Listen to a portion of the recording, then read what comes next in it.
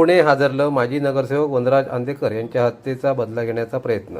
आरोपीच्या भावावर गोळीबार अन कोयत्याने जीवघेणा हल्ला. पुण्यातील माजी नगरसेवक वनराज आंदेकर यांच्या हत्येला बदला घेण्यासाठी आंदेकर टोळीकडून टोकाचे प्रयत्न सुरू असल्याचा धक्कादायक प्रकार समोर आलेला आहे.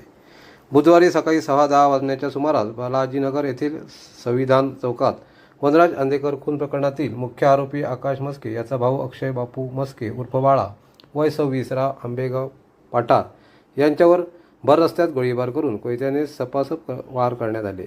या भीषण हल्ल्यात अक्षय मस्के गंभीर जखमी झाला असून सध्या त्याच्यावर भारतीय हॉस्पिटलमध्ये उपचार सुरू आहेत.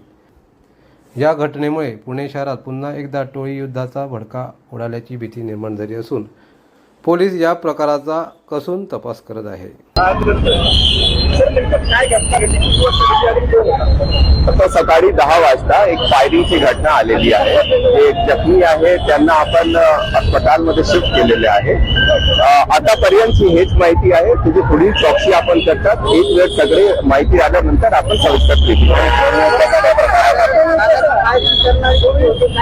नाही, आतापर्यंत हे सगळं माहित नाही आहे. हे माहित झाल्यानंतर आपल्याला पुढील माहिती देईल. 10 वाजताची घटना सध्या तो 2 नावांची माहिती आहे. जसं हे होतं हे आपल्याला नाही. आता ते आपण हॉस्पिटलला शिफ्ट केले आहे त्यांना.